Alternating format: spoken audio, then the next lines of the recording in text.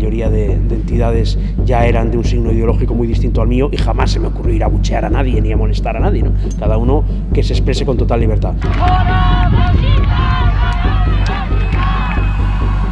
Caras de odio, violencia, empujones, es decir, una situación donde se evidenciaba que no existe la libertad política en Cataluña. Y la pregunta es, ¿dónde estaba el rector de la universidad?